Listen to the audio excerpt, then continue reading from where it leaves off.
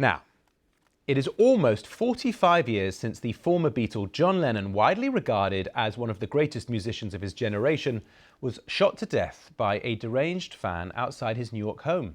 But now the political activism of Lennon and his wife Yoko Ono is being showcased in a new documentary, which is being streamed in the US. Lennon's youngest son, Sean Ono Lennon, is one of the executive producers of the documentary. And in an exclusive TV interview, he's been telling the BBC's Tom Brooke how he believes his parents' brand of politics are needed now more than ever.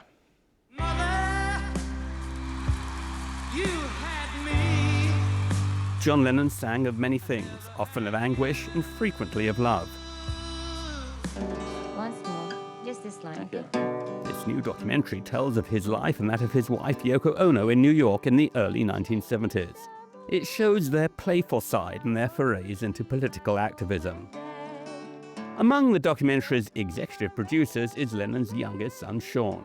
I first met Sean Lennon in 1982 when he was very young, 2 years after his father's death. Now, all grown up, he lives north of the city, trying to keep a low profile. He preferred not to meet in person for our interview, in which he was eager to point out how much the political times of the early 1970s, as seen in the documentary, resemble those of today. It's almost uncanny, in terms of Trump's personality and Nixon's personality, and then the polarization of the country politically. It all feels like history's repeating. And I think the biggest thing that's missing is our thought leaders like my dad, who believed in peace and love. And I really mean that. I look at the social media accounts of the most famous rock stars of today, and none of them are calling for peace and unity. They still play Lennon's music here in Strawberry Fields in Central Park, not far from where he used to live. There's a yearning not just for his music, but among many of his followers, for his voice. Lennon could be abrasive, difficult, but he was insightful, and he was certainly not afraid to speak his mind, and that comes across very clearly in this documentary. To his followers, it's his optimism and the value he placed on love that makes his ideas and activism appealing to generations past and present. Part of the miracle of my dad and mom's careers as activists is the positivity. There's a message to be learned about how peace and love and tolerance for our fellow humans is a missing element of the today's political discourse.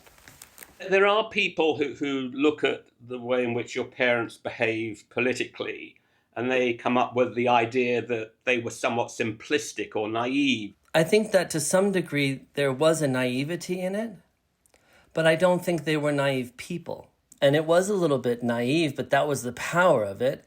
These ideas of, war's over if you want it, I think they're still very potent because of the simplicity. So I guess I wouldn't call it naivety, I would call it simplicity. And I think there's a beauty in simplicity. That view is strongly endorsed by the film's London-based director, Kevin MacDonald. He says some things in this film that you're almost laughing because it's so idealistic.